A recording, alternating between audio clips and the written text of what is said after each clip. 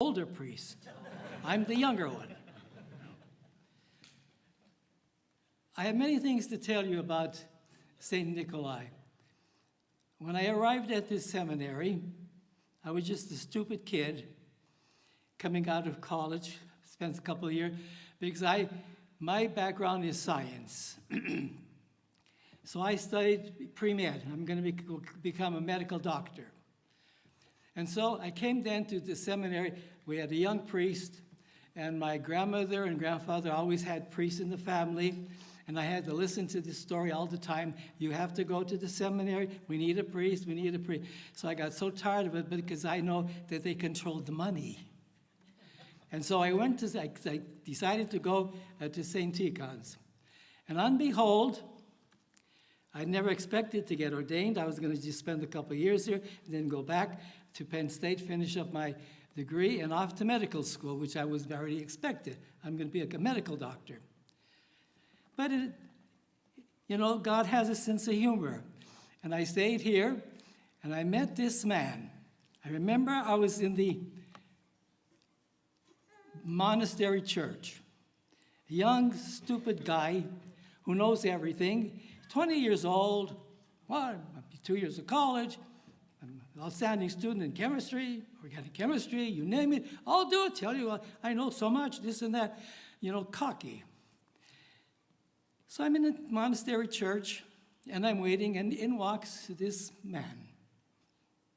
I didn't know a bishop from who or what, and it was Bishop Nikolai. And so we started the service, and he says, what's your name? I said, Yaroslav. Oh, well, it's a good boy. Nice name, nice name. And now you know his name Yaroslav means you're supposed to be intelligent, so act like it. He looked at me, and we right away hit it out. And I was the only one in the seminary that had a portable typewriter. At that time, we didn't have anything else but a portable typewriter. So any letters that had to be typed, you go to see Yaro, and he'll type it for you, because he'll do that for you. So as soon as Bishop Nikolai heard about, I became known as, you come here, I need you. And I would go. And I was to myself.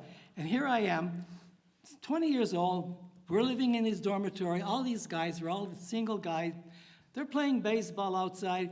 They're running around. They're going here. And I'm sitting in the auntie's old house on the top, upstairs, and sitting in the room with this elderly individual. I'm waiting for him to get the letter so I could type it and get out of there. I got things to do, And I didn't realize until who I was with. I was in the presence of someone that you'll never understand. And he was always sharp. He always knew what to say. And just remember, here is a man who stood up to Adolf Hitler and told the world that there's going to be another war. After World War I, he predicted to the Western world, the way you're acting, you're going to away Christ in the church, you will destroy this country, and this way was going to World War II. You're going to have World War II. And now, we have another prophet that I want to mention today, Alexander Solzhenitsyn. Look on the website when you go home tonight, Alexander Solzhenitsyn, Harvard University Commencement Address, 1978. And what did he say? He warned this country, if you do away with God in the church, you will inherit the wind. And they laughed at him at Harvard. Read the thing. It's on the website. Alexander Solzhenitsyn, it's another one, predicting that we will be pretty soon we'll be at war again. So the two Orthodox scholars in the world are telling us what's coming and what's going to happen. So this is how this whole thing starts. First, Bishop Nikolai said, I need you to type these letters for me. And he loved General Patton. General Patton was his idol. And of course, General Eisenhower, because General Eisenhower led the brigade into Dachau, which liberated these people. And he loved them. And I had the pleasure of sending a letter. I typed a letter to President Eisenhower at the White House, So you students sitting around here, you don't have anything to do, you look at Eisenhower's his archive, and you'll find a letter there from Bishop Nikolai, thanking him for liberating him. Because I remember it came out from the Leonti house, and my simple, stupid guy, I typed it. But of course, I didn't make any copies of all these letters because we didn't have a copy machine. So I just lived on and on with this thing. And my job was on Saturdays, his shoes were outside. You shine them. I shined his shoes every Saturday. Sometimes he didn't put them there, but he put them there. And he would not go into church without his shoes shined. And he never came to the church with his klobok on, and he just walked in. So on this first Sunday, he's serving, and I see he's walking, and there's no orlets. Where's the carpet for the bishop? So I asked Father Afanasi, I said, don't we have an orlets? He said, no, we don't have an orlets. So I said to Bishop Nikolai, I said, I'll get the students who will go, we'll buy an orlets for you. And he turned to me, he says, Yaro, you know the Byzantine emperor, he's dead, 100 and some years, long time ago. It takes a long time for word to come from Constantinople to South Canaan. I don't need an orlets. And he never vested in the middle of the church. He said, I'm here to celebrate the Lord. He was simple. He loved the simplicity and the beauty of the liturgy. So that was the things that I had to do with him. So I'm at the place, and I'm waiting for him to get this letter done. And he says to me, you know, Yaroslav, you're going to be a doctor. You know, do you remember, he said in the first century, there was a doctor, Dialis, the great physician. And he was a doctor. Dialis used to be a doctor. Then he became an undertaker. His clients ended up the same way, dead. So what kind of doctor are you going to be? Like Dialis?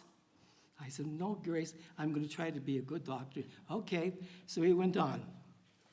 And so we're writing there and going on, and I'm waiting for him, so I bring up my chemistry book. And I'm reading my chemistry book there, organic chemistry. I love to study all that. And he looks over at me and says, what are you reading?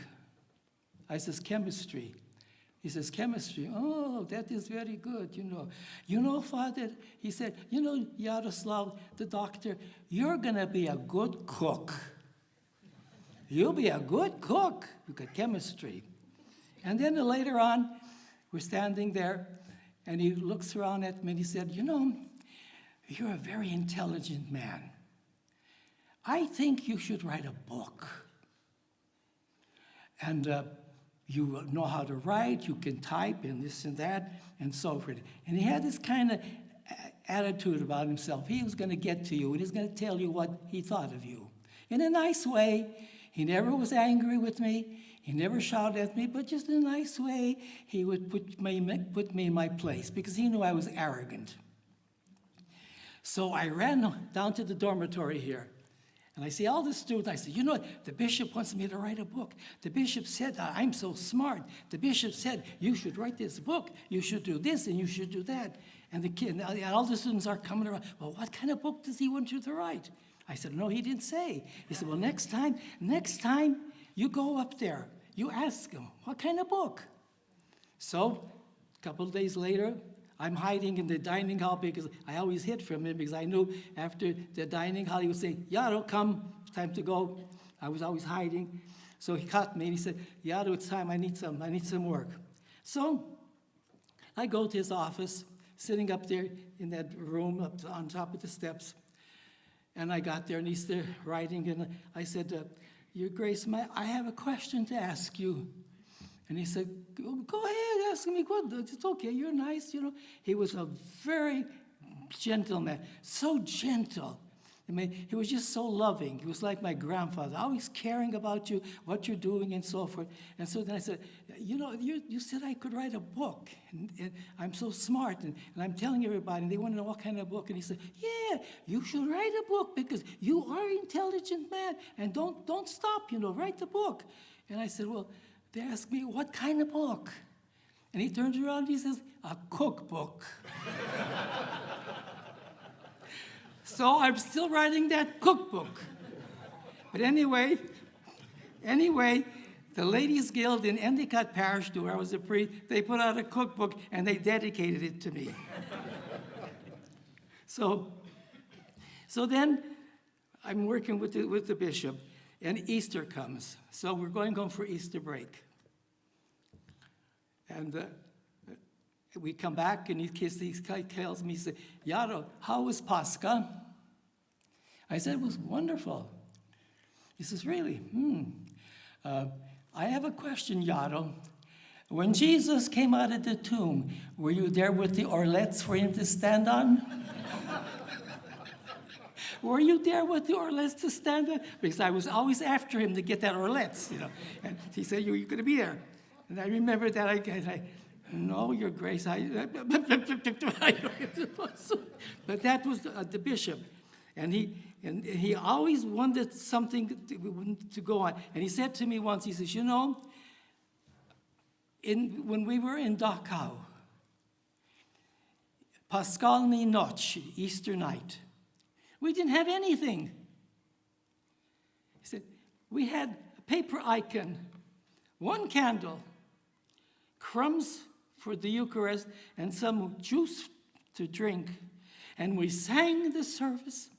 Our voices sang. We made mistakes, but it was such a joyous time in Dachau. There we are in the prison camp. He didn't even know we were going to live because they put us here. You could starve to death, or you could die from disease. They could care less. You were put there. This was the idea. You're going to Auschwitz or Dachau, and you were destined to die. And here comes Paskalny Noc.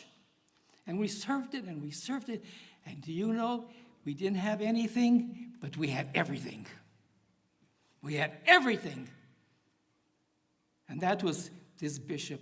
And from that day, he always mentioned about that Paskalny Noc, how it was and how it was to come.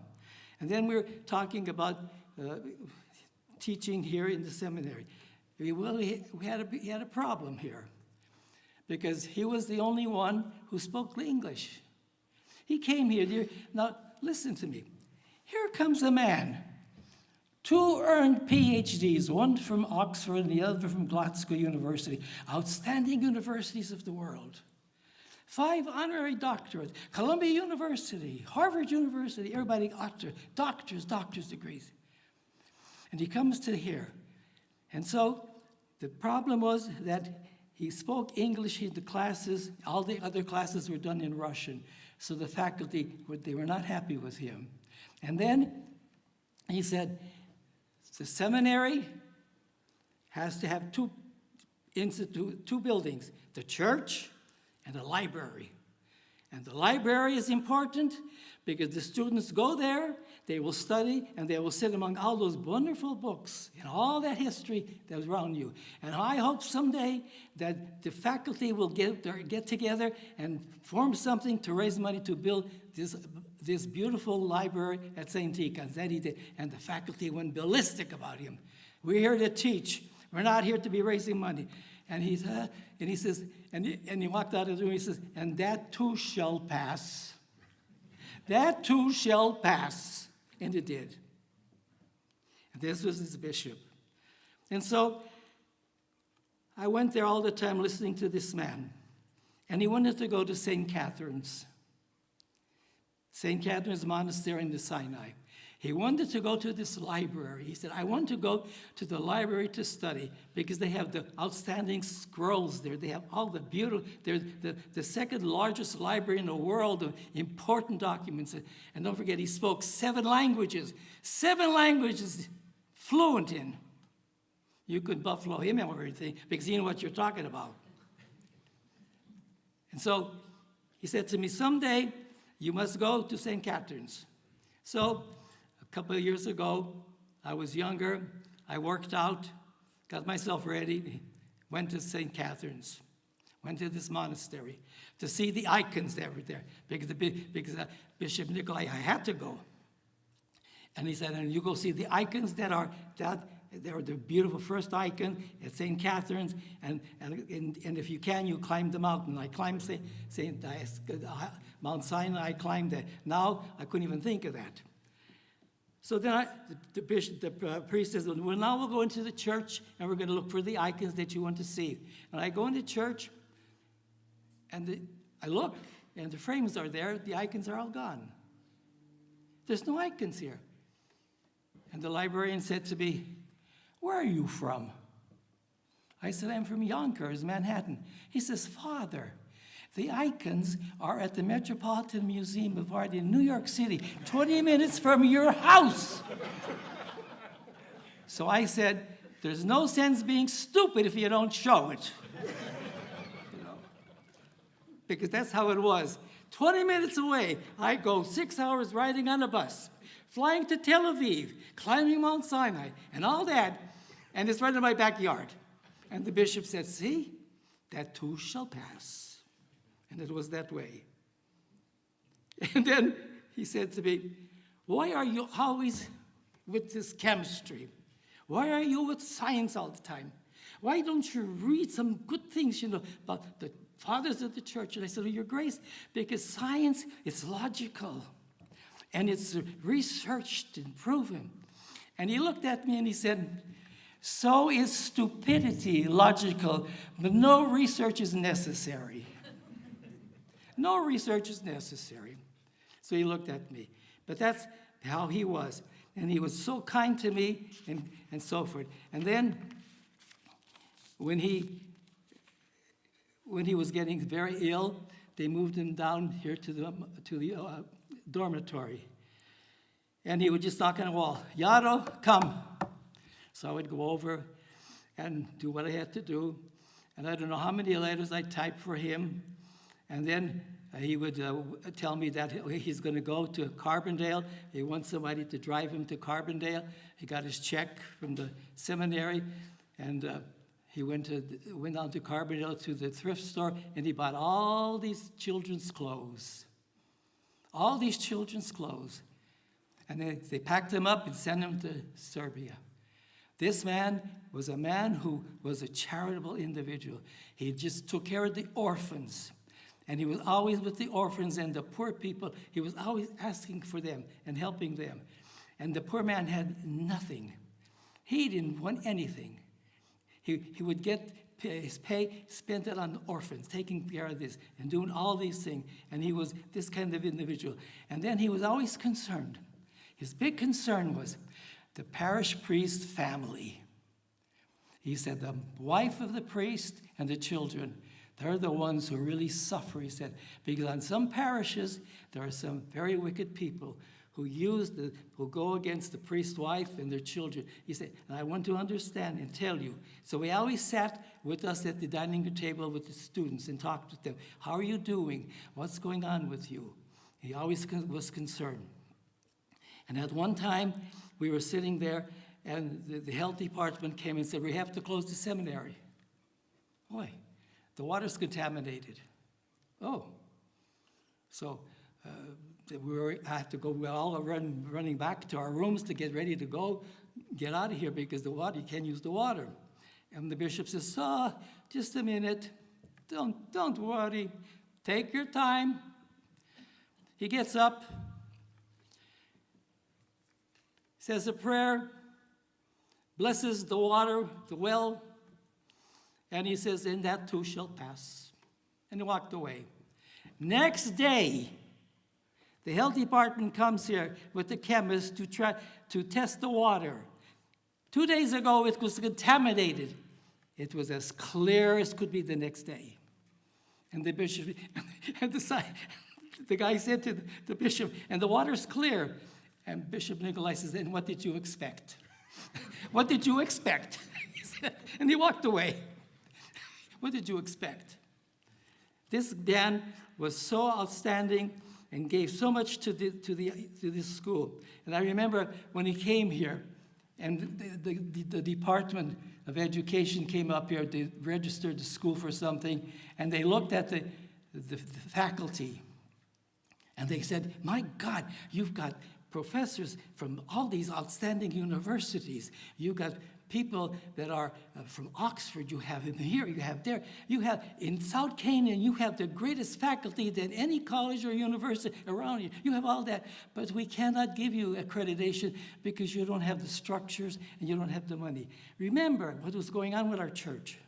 The communists took over the church in Russia.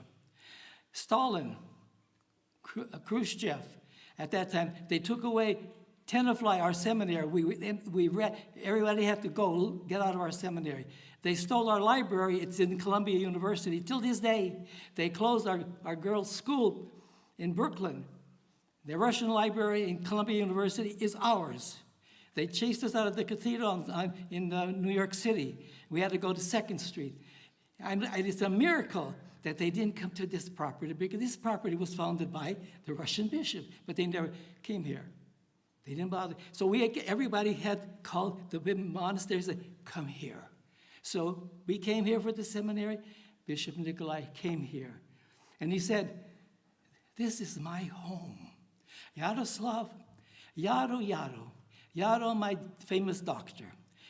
Well, you know one thing, when I die, I want to be buried here. And he showed me the spot right outside, and I want to be buried with the monks. That's what I want to be, right there. And so I said, okay, what happens? If something happens, we'll do that. And that's what we wanted to do, but it didn't work out that way. So then on a Sunday afternoon, I'm walking through the cemetery. It's a fall day. And there he's sitting there. He loved to go out in the fall. He just loved it, looking at the trees. He said, look what God painted. Look at this gorgeous thing. Look what God painted, all of this.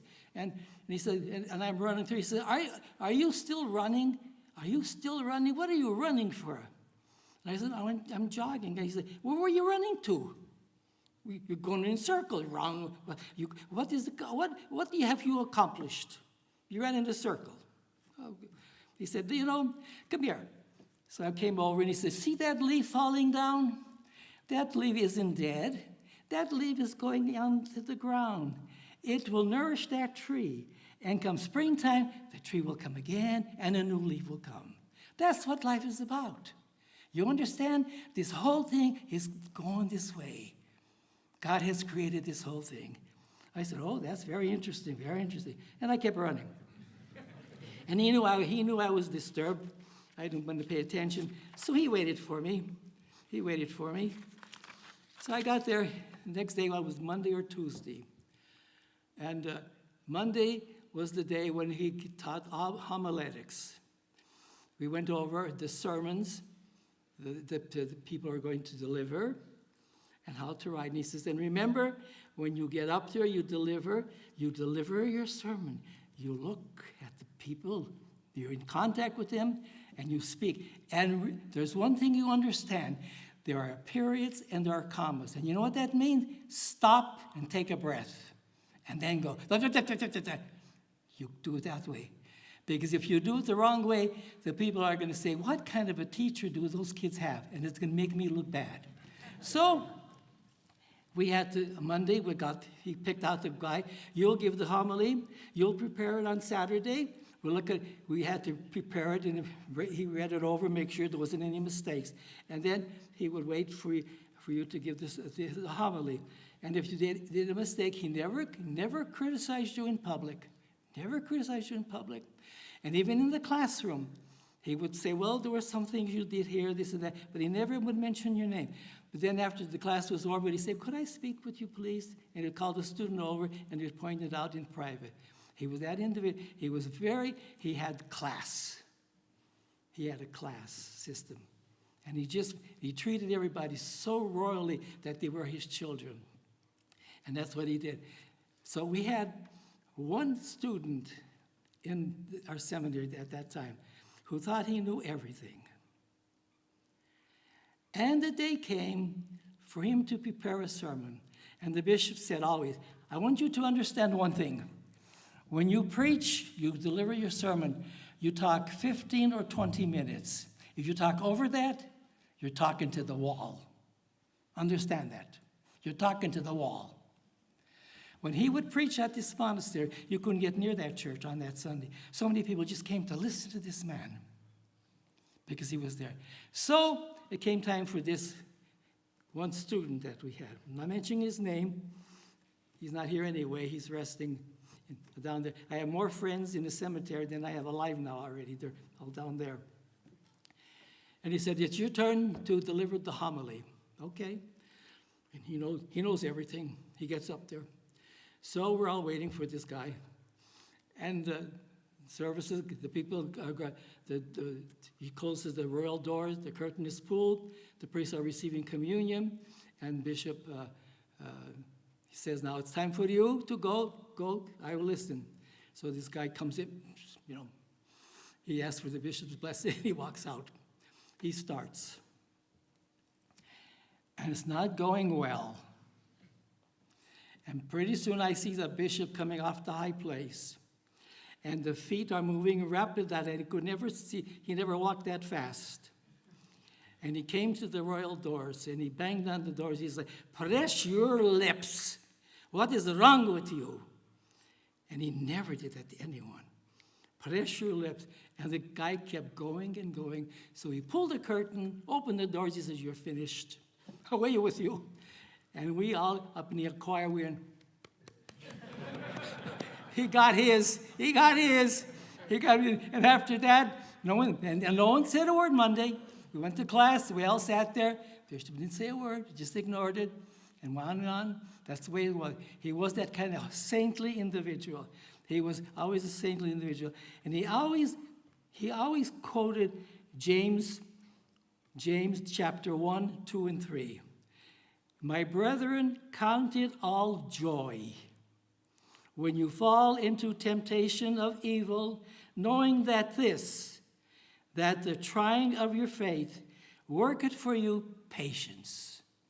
Worketh for you patience. There's joy in all of it. You have to look for it. That was the thing that he always said, and the other one, that too shall pass, that too shall pass. I had an experience that I don't know how this happened, what's all about, but I was sent to Jerusalem from the State University. I was the head of the State University of New York, and so I was sent to Jerusalem to talk. I was invited by Elie Wiesel. Elie Wiesel, we invited him to our university to give the commencement address. And he was the man who wrote the Holocaust, and he was a survivor of all that. So they invited me to come to the Hebrew Institute. So I went there. And Elie Wiesel said to me, there's a man out here he's very sick, but he would like to just say hello to you and tell you one thing, that he was in Dachau, and then he went to Auschwitz. And he had a very difficult time. He was in his 20s, and he was suffering because his family was suffering and so forth. But he mentions to me that there was a Serbian Christian group in that camp. And they always sang. And they always said, and that too shall pass. And he said, one day he's outside of his camp, and the Jews did not bother with the Christians. Everybody said, but somehow, he said, I'm standing out there. I am so depressed. I just want to die. And out of nowhere, a man came and said to me, that too shall pass. And he said, and do you know? It did. It passed. And I got myself up and I said, this is not going to kill me. I'm going to do what the Christians are saying. That too shall pass. And he said, and this, I don't know who it was or what happened, but from that moment on, I changed my life. Another story, Solzhenitsyn. He's sitting in the prison camp in Siberia. It's Paskalny Noch. Snow is falling. He's ready to take his life. He's absolutely can't take it. And he said, all out of nowhere, a man came walking by, and he drew in the snow the sign of the cross. Christ is risen. And he said, I picked myself up, And I got inspired, and from that moment on, I decided I am going to fight. I am not giving in. So you see, from the night, someone comes and wakens you up and says, don't be afraid. You'll be all right. It's going to be fine. The water's contaminated. We'll take care of it. Oh, the water's clear. And what did you expect? Don't be afraid. And that's what he told us about. Do not be afraid. And then we found out that he was so sick. I never saw in his room any medication. I didn't see anything that he was taking, anybody giving him prescription, nothing. And yet the man was sick. And in our area, right in our area, we had all these Orthodox doctors, and no one came to this place to look over these people. All these professors were sick.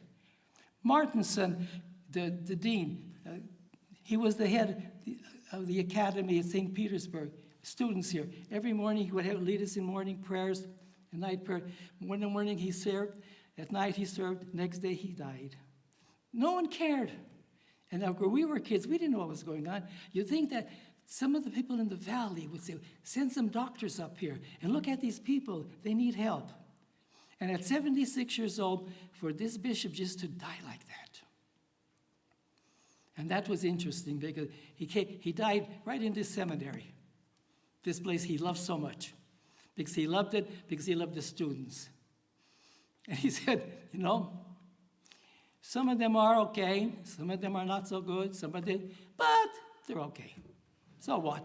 That's okay. He said, you mix them all together, and in the end, it comes out good. And look at it that way. And he always was that individual, that saintly man who cared about people and this and that and so forth. Now, I think I should shut up already because it's getting late. And I can't, there are a couple of things I wanted to say, but I think I just better stop already because you'll go away saying he did a good job. And if I keep going, you'll say, oh, he was boring. So, so this is what I want you to leave.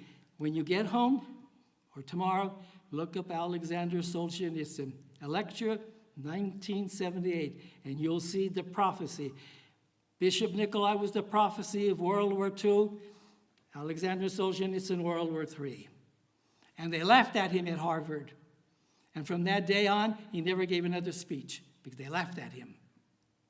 And remember, John Adams said, this country cannot survive without high morals and religion. Once you take them away, you're gone. And that's what's going on now.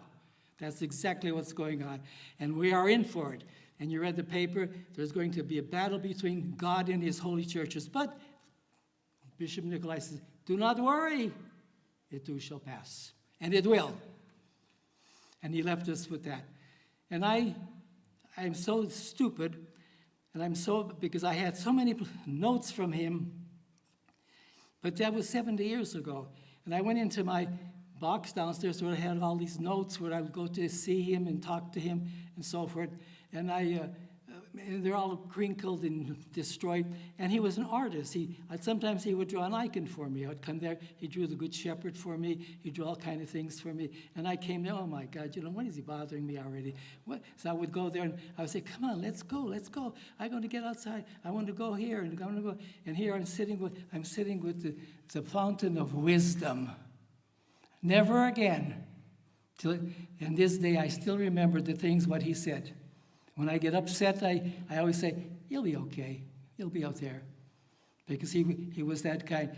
When he died, they took him to the funeral home in Plains, Simon Russin, and the students went down to read the Psalms for the night.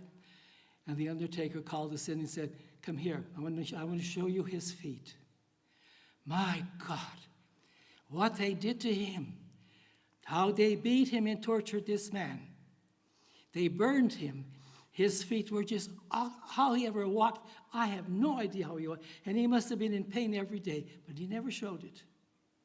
Never showed it. The only thing he did, when he was getting older, they took him away he has to be move me into the dormitory so I could use the bathroom here, and the classroom is right here, and I can eat here, and the boys will watch over me. That's the only time he wanted help. But he was beaten so badly, and how he ever walked. And the shoes he had were just terrible shoes. And I would shine them I would take that black shoe polish and shine them up for him. And he would say, good, good, good. He would go to church with his shoes shining like so. And he said to me, remember, you are a young priest going out. You will represent the church in your community. How you act, how you present yourself is what the church is going to be in the community. If you want the church to grow, you have to be presentable, clean, looking nice, speak well, and being kind, and you will grow. People will come to you. But if you're going to be a sloppy, and you're going to be this way and that way and arrogant, goodbye. That's my message, he said to you. And he always sat with us at dinner, all the time with the students. The faculty sat there with us. And he would say, how are you today? How's your wife? How are your children? Oh, do you need somebody? I know someone that can help you. Do you have this? Oh, I could do this. And naturally, he knew, my God, he knew letters went all over the damn place. I don't know where, this one, that one, this bishop, this one, all over the place. Even to Cardinal Tomko. And Cardinal Tomko was my great uncle on my father's side. I didn't even know that. And he said, you're related to a Roman Catholic cardinal. Don't you know that? What are you? Don't you? Well, do you think at all? I said, no, I don't, you know. And he said, I'm sending him a letter, and I'm going to tell him you're here. And I'm going to see what he's going to say. Of course, he never told me what, but he was that way. And I never mailed anything for him. Yaroslav, who was the caretaker at the orphanage on the hill, he was the mailman. He would pick up the mail, he would deliver the mail. I would just type them, send it to him, and I would go. And then he would say, and don't forget, I have one more thing to tell you. And I said, what? He says, come here. Did you ever hear the story about dirt? I said, what do you mean? The story about dirt. Did you ever hear that story? My dear Dr. Young, chemistry professor, did you ever hear this? I said, no. He had a little plant on his desk, some dirt. He took this paper on, he put some dirt on it, and he handed it to me. He says, Yaroslav the Wise, go make me some dirt. I said, well, I have to go outside. Oh, no, that's my dirt. Well, I have to go. No, this is my dirt. You make me some dirt. You're such a chemist. You know everything. Make me dirt or sand. He says, you can't. Remember, everything was put on this earth when God created it. You do not create anything. You discover it. You discover it only. And it takes us so long to discover it because we are stupid at times. So don't tell me you can make me dirt. You can't even make me dirt. And so I'll end my speech with that. You can't even make me dirt. God created that. Thank you for listening to the old guy.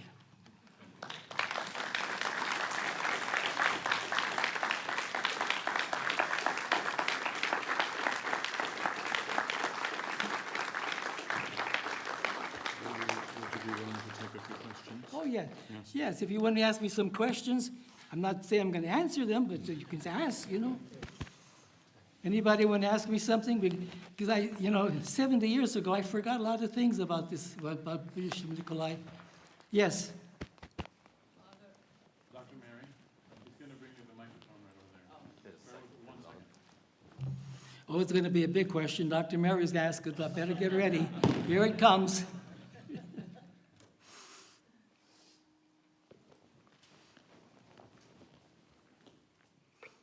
Thank you. Oh, yeah. So you said you were only coming to seminary for 2 years and then going back and being a doctor. So what happened? I don't know. I came here, I had 2 years already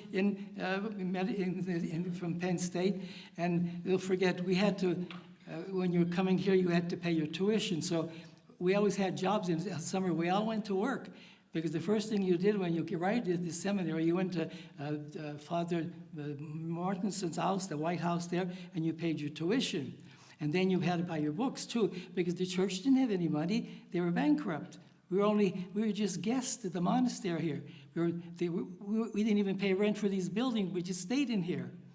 And so we all had to pay our tuition. And so I just went to work and so forth. And I'm home, and this young priest came in our parish, and he said, well, you know, you're studying to be a doctor. Why don't you try to the seminary? Go up there for a while. You learn, at least if you don't like it, you'll learn how to speak Russian. You'll learn something. You'll get some philosophy, and that's good. And my grandfather said, go ahead, we'll pay you, take it. You go, because they thought for sure he's going to stay there. No, we'll get him. And so I went up here, and the thing is that I did finish. I did get ordained. Like I told you, I was ordained on Monday, Giza on Sunday. You know, first one, he's got to be first one, you know. We were classmates, so, you know, so then they sent me to Lopez, and that country parish out there. It was 90% of the people in the town were Orthodox, and the other people outside were all other faiths, and they looked down at these people here, weirdos. And so I went out there, and I served St. Andrew's Canon. I read it in Slavonic, and I sang it myself. There was no choir. The church was filled with all these people and all these kids. And they gave me, oh, we're going to pay him well, $170 a month. That was my salary. And my wife, and so she put the kids' choir together, and she taught the kids to sing in Slavonic, and they served the Vespers. Then Mommy and Daddy would come to church for Vespers. They hear the daughter sings, and the church girl. And so then I said, well, I'm going to do something with my life, because I am a certified teacher. I could do this. So I went to the high school. I said, I want to offer to teach Russian in the high school. They said, really? Yeah. And I said, I'm a certified teacher. And so they hired me to teach 1 hour a day, teaching Russian. Then the next year I had 2, then I had 3, and I had 4 years of Russian language in that high school. And everybody in the county wanted their kids to study Russian, and they wanted to go to the Orthodox Church. And on Christmas, we had Christmas on the old calendar, so the town was all lit up. I started decorating the rectory, you know, on the other Christmas, getting ready. So we called it the Christmas town. As you come over the hill in the middle of no place, this town was just all lit up. And then up in the dome, I had the dome all lit up with a big cross on it and so forth, so everybody could see it all over. And so everybody came to Christmas, because our professors there, the teacher, and all these people who looked down at that town, they look at the priest they have. He's teaching in our school, and he's teaching them right. And that's how we took that parish from nothing, and when we left it, it's still going. Still. They had nothing, and when we left it, after 8 years, it was time to move on, to go up to Endicott. And when I got to Endicott, we had to build a church, we had a rectory, this and that, and what did I do? I got involved with the State University, and all of a sudden, the governor appoints me chairman of the board. I'm the head of the university. I'm appointing the president. And what did I do? Clifford Clark becomes the president, outstanding economic professor. We needed academic boost in this seminary. I said, Clifford, I want you to give the commencement address at that seminary, St. Tikhon's. Clifford Clark, the head of all education for the state of New York, all academics went by him. He comes to St. Tikhon's, and he gave the commencement address, and it was all in a newspaper. This simple seminary got Clifford Clark to come here. And that gave the boost that we are someone, we're not to be looked upon. And then I remember, that too shall pass. We were nothing, but we're something. We didn't have anything, we have it all. So opportunities come. So that's what you have to do. You see an opportunity, take advantage of it. And you bring them around. And then when you get them, you got them in the church, it's too late. They're there. You got them. And that's all. And the same day I went to Yonkers. That place was falling apart. Everybody said, they said to my wife, did he have a stroke? They were fighting over the calendar issue. There were 70-some people suspended. The church had holes in it. They're painting the churches. The roof is leaking. They have a big school. The birds are flying through it. What a mess it was. What a mess. We went down there. We worked on it. I got involved. Like the bishop said to me, you know, Yonkers is corrupt. You'll be useful. And I was. I went right to the mayor's office. And I told him I'm here, and what can I do? Oh, and I told him I'm from the State University. Appoints me Secretary of Education for the entire city of Yonkers. I had 45 schools under me. I had high schools under me. Bill Gates gave me $24 million. Go build your academy. Build your art science for me. And I did that. Because but who? Every time you see the paper, Holy Trinity, Orthodox Church, priest. Now head of the education department. And I knew all those people. And then I used it. Because the holidays, I got these big posters. You saw those big posters. You have one in the bookstore. It says, Christ is risen. So we had, it was Trinity Plaza. We had the Roman Catholic Church on the corner. We had the Orthodox Church here and the Lutheran Church there. So I had all these big, beautiful vinyl posters. Christ is risen. I called the mayor. I said, I need the cherry picker to come here. He said, Father, anything you want. I said, well, how about a couple $1 million too? And he laughed, you know. And so he sent the cherry picker down. He put all these posters all around Trinity Plaza. Christ. So everybody coming into there, what's going on here? Christmas, I have the big icon of the Virgin Mary holding the Christ. Christ is born. And we had the Franciscan friars on the corner, Rochelle's group there. And we had the Sisters of Charity over there. We brought them all in. And they all partied. And so we got services divided at Easter. We had the Matins at night, liturgy in the morning. I said, this is going to go. So I decided we're going to have the liturgy at midnight. I just slid in. I made it nice and slow. But what did I do? I invited the Sisters of Charity from St. Patrick's Cathedral. I invited the Franciscan friars. I put chairs outside the iconostas. I had 12 Roman Catholic priests sitting up there, all the ropes sitting there. Everybody came to see the show. And they all came, we were going to come, we're going to church, but you don't ever know what this priest is going to pull off. And so then the procession starts, and they're all walking with me, carrying their candles and singing, and everybody, the bells are ringing. Next Sunday, you couldn't get near the church because everybody was coming, but you never knew what it's going to pull off. So that's what I'm saying. You do things in the church, but you got to do things outside the church. Yes. Father, you mentioned passively a few things that you wish you had done or listened to when you were in seminary. We have a room half full of seminarians.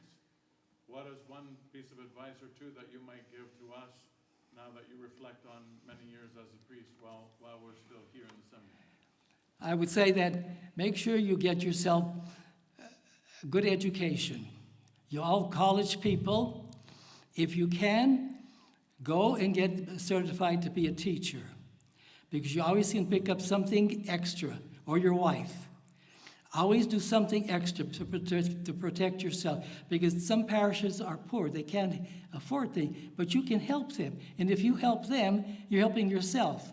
Because if you get involved in teaching, remember, you're not leaving the church. You just go teach part-time here and there.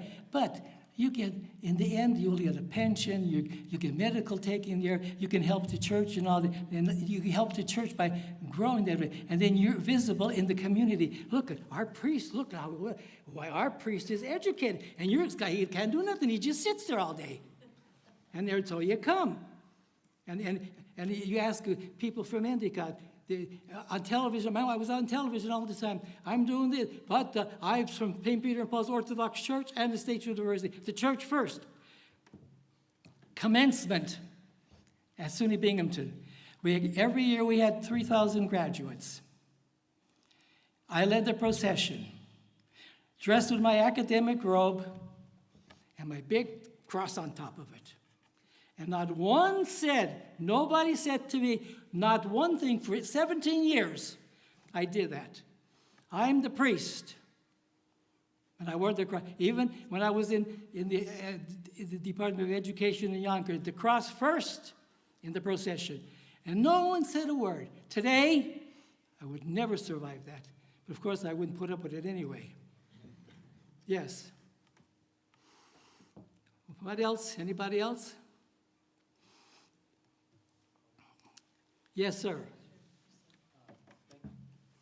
Thank you, Father, for coming and sharing these beautiful stories of St. Nikolai. I'm curious about if you could share a specific word about maybe what St. Nikolai imparted to you by way of your life of prayer. Well, I watched him pray all the time, and he gave me the spirit of, you know that famous thing, quiet stillness? Quiet stillness. He always said that to me. Pray, quiet stillness. You must be quiet stillness and listen. And don't always ask God for things. You thank God first. You thank him for all the things that he has given you. First of all, you thank God for putting up with you. And then you say, Lord, can you help me here? Can you do this? Don't always go there asking for things. Tell him you're thankful for what you have. And then you'll see abundance. That's the secret of prayer and quiet stillness. Don't advertise it. He would come to the church. He would walk to the icons. He would kiss the icons, and he talked to them. Good morning, Virgin Mary.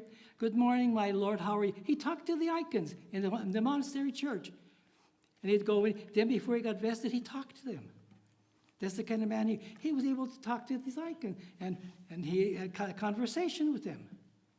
And yet he's going to have conversation with me, a stupid kid, 20 years old, that, okay, I can use a typewriter. Big deal. But that was a big deal for him, because I'm very smart, and I'm going to write that book. Yeah, he fixed me. Yeah. So that's what I would say. He always was quiet, and he never shouted at anyone. And he always, if you did something wrong, he pulled you to the side, and quietly, and then you forgot it. That's all. That's all it was. But he was that kind of gentle man. And then I watched him walking, and then I realized that this man is sick. How he was walking, and he's walking all the way down to the Leonti house. Then finally he was with a cane, and then they brought him to live with us, and we watched over him. And what he suffered, that poor man. But it was my pleasure to shine his shoes. When I think about it, I hated that job. I said, oh, God, again, I have to go there with this black stuff and get it all over my finger. I mean, why does he have the shoes shine? Nobody sees them anyway. The ropes come down, falling all over. And what do I have to shine his shoes for? But you do it. I did it because I was told to do it, because I respected him, because he knew I was a jerk. He knew I was a jerk. But he put me in my place, yeah. But I didn't go to medical school, but I did get my PhD in chemistry, so I got there halfway. So I'm there, So he called me Dr. Yaroslav, yeah. Okay. Anything else? You'll never see a guy like that again. There's only one, and he was known all over Europe. And remember, when he came to this country first time to give lectures, he gave 153 lectures in all these places. The people just wanted him to talk. And he talked simple. He said, you look at the crowd, and you gauge what you're going to speak. Don't go talking about Aristotle, about this, if you have just working people. Talk to them, because they are your children.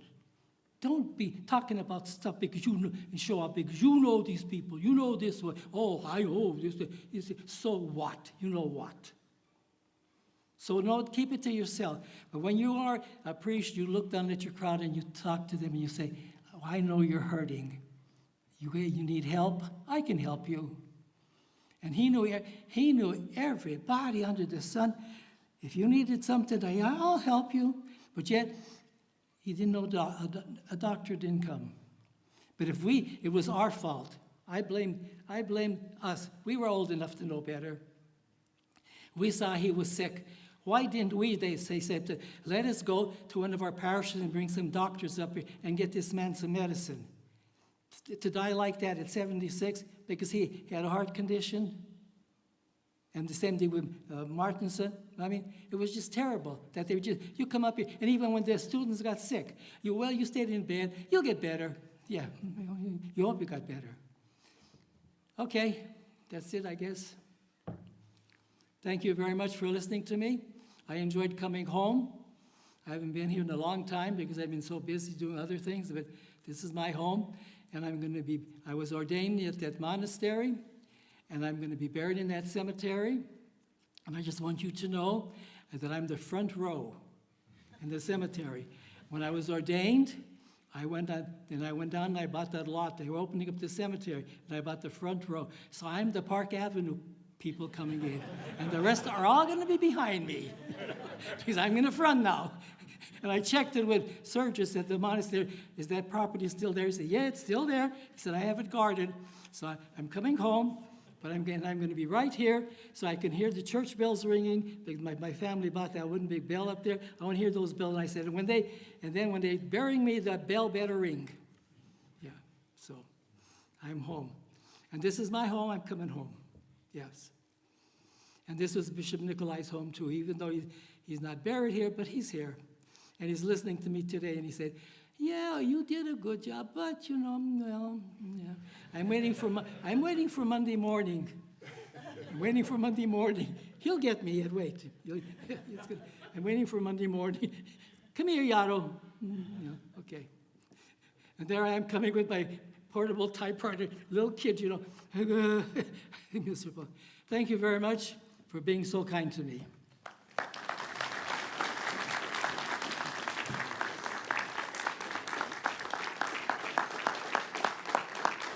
Okay. Father Yaroslav, it's such a treasure to have you with us and to hear these amazing and beautiful and very personal stories. If I may suggest, you are an intelligent man from your early days. Oh, it's coming. I asked you earlier, did you write that book yet? You said no. There's still a little time. If you will indulge me, I think I have a title for it. The cookbook, okay. Well, I was going to suggest From Country Parson to Park Avenue. Oh, yeah. That's where I'm going, Park Avenue to the cemetery. Wow. Very good, very good. Thank you, Father. But if you want me to write a book, you mean in chemistry, I'll do that. But when theology, it's like I told the bishop, it's in my field, I do love research, it's logical. And he said, yeah, his stupidity is logical too. Mercy. Once again, Father, thank you. Father Valeri from our cathedral in Washington, D.C., thank you very much for driving our dear Father Yaroslav here and coming back to your own alma mater. We welcome you as well. Please, you all stay for a few minutes and visit, if you will. We'll sing It Is Truly Meet to finish the evening. I ask just before everybody visits with one another that we take a picture with the hierarchs and Father Yaroslav and have a very blessed and beautiful evening. Thank you.